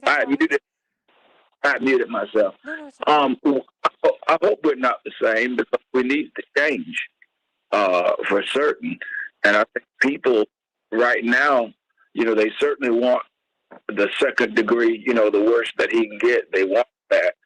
I think they will settle pretty much for anything at this point. The desire, again, was for first degree, but there's no way Keith them could do that.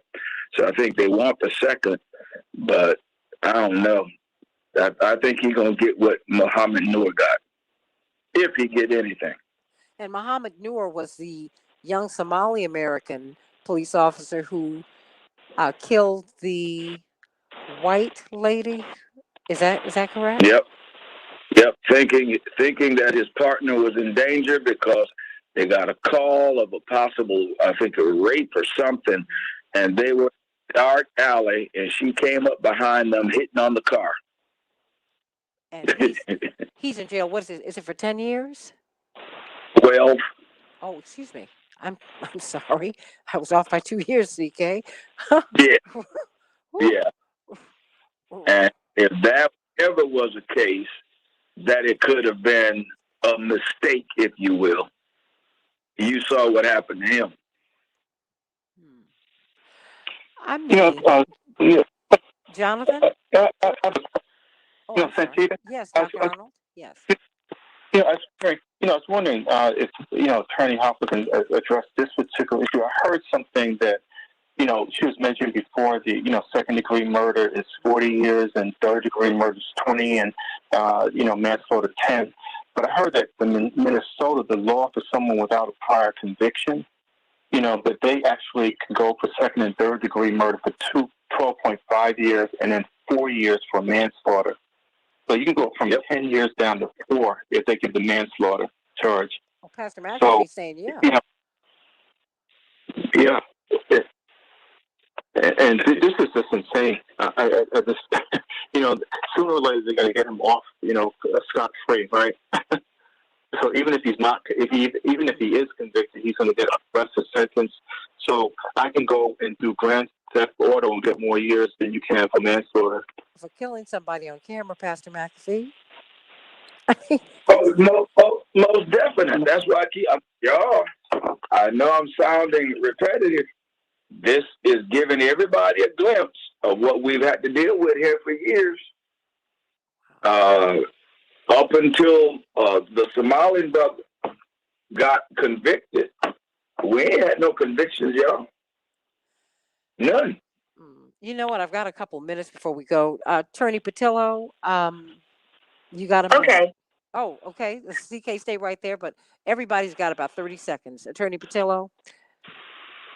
I think it's important that regardless of what the verdict is, that we keep up the pressure on police reform, both on the state, local, and national level. There are different things that can be done on each level. We cannot simply wait on the George Floyd Justice and Policing Act. We have to work on changing city, municipal policies, and also statewide policies with regards to prosecution. Amen to that. Attorney CK Hoffler, 30 seconds. Okay. Well, Dr. Arnold, 30 seconds. I think that we have to come to a point where we have a moral conscience and we have ethics about us, and you're entitled to your own opinions, but not your own facts. And this is very clear cut. I mean, from a scientific viewpoint, from a medical viewpoint, this man died because of the intervention of one police officer, Chauvin. And this is not all police officers. We have good people, who are out there trying to protect us every day.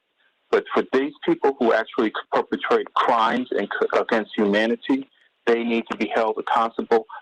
We need a new set of rules of engagement for how we are treated as African Americans in this country and people of color. Jonathan Jackson, 30 seconds. We want victory abroad and victory at home. Got to be one standard. Soldiers can't be held to a higher standard abroad for enemy combatants than police are held for citizens at home. And let us never forget that Derek Chauvin knew George Floyd. He was his supervisor at a nightclub. The reason he has this anger and animus towards him is because he knew him personally. There's something to it, Pastor McAfee. The last 30 seconds belong to you.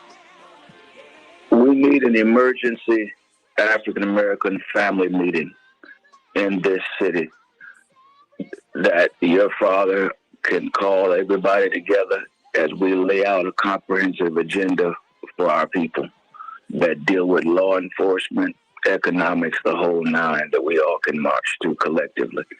I think this shows us not what this city is alike, but what most cities in America look like. Pastor Jerry McAfee, everybody, senior pastor of New Salem Missionary Baptist Church in Minneapolis, St. Paul.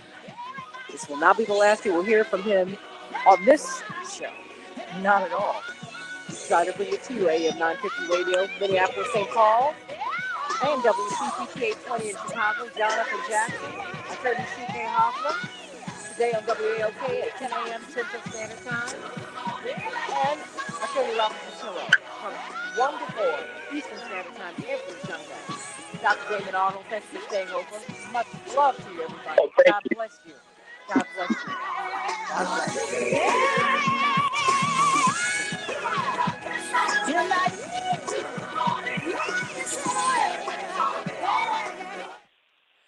You all were on Facebook Live. You want to say anything before we go? Like, do you want me to put Tim on or no? Stand by my previous comments on the judge. Okay. He's criminal. That's just wrong. Hold on. Let me bring up Tim. Tim was holding and he wasn't able to say anything on air. But Tim, what's on your mind, honey?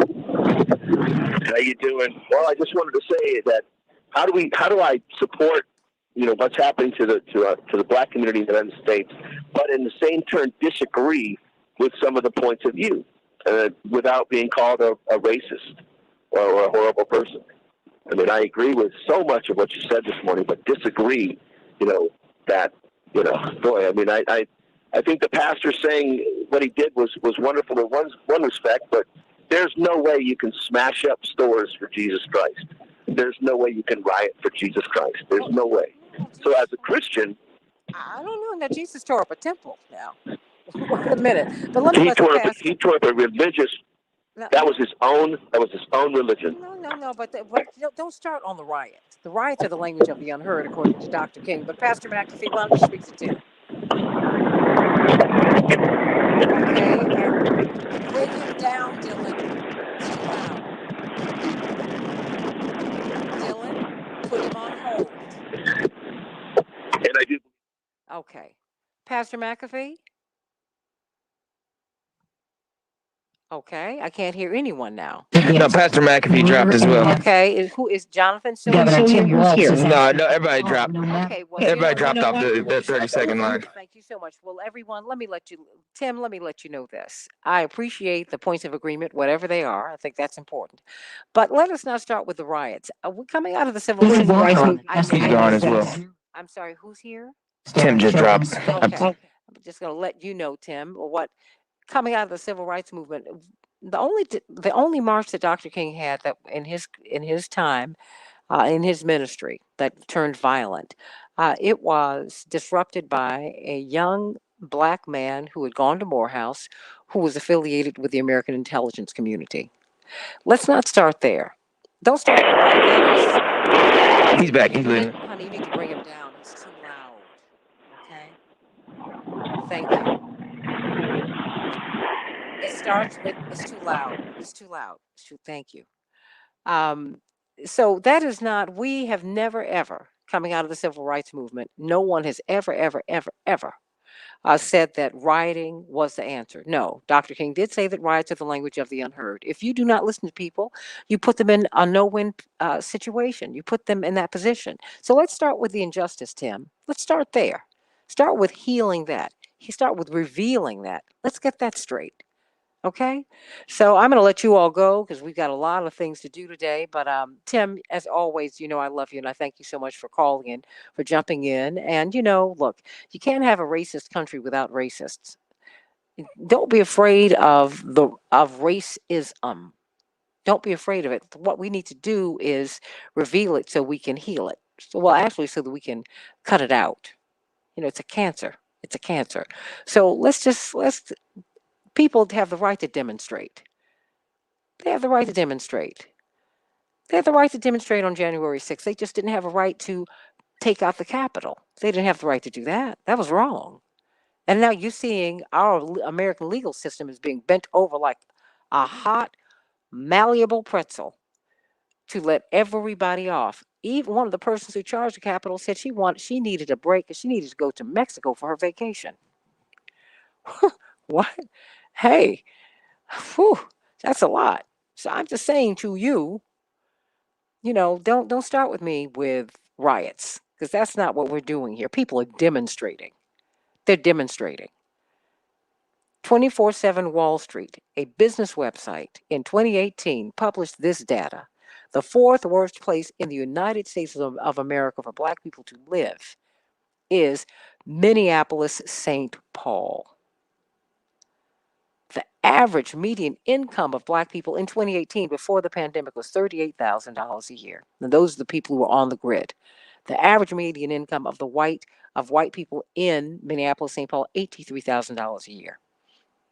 The poverty rate for Black people is 4 times that of whites. We haven't even begun discussing the indigenous population. And they do have one there, and they are suffering. Now, something's got to be done here. And Maxine Waters is not your problem. In fact, she's giving you a solution. She's giving you a way out. She didn't lead a riot when she went up there this past weekend.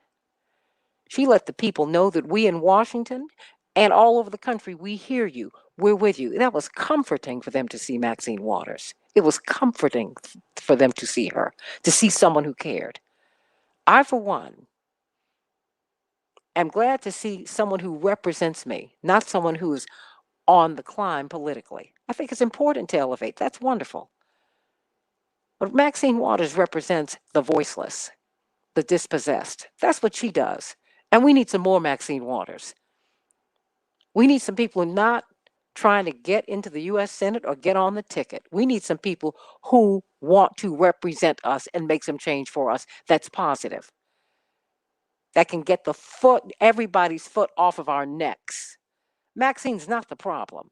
She's the solution. She's my voice. That's right. I love Maxine. I love Auntie Maxine. I'm a Maxicrat. How about that? That's right. All these other people who want to avoid Minneapolis, St. Paul, and all the pain up there. Are you kidding me? No, I love Maxine. Come on with it, Maxine. Keep on talking. And we need to keep on defending her. How about that? All right, everybody. Love you, love you, love you. Oh, Daphne, thank you, thank you, thank you. And it's all good, and I appreciate you. And I'm gonna get on out of here. Love you, Effie Rolf, and everybody here today. Bless you, bless you. I love you. I'll see you tomorrow on the Santita Jackson Show. God bless.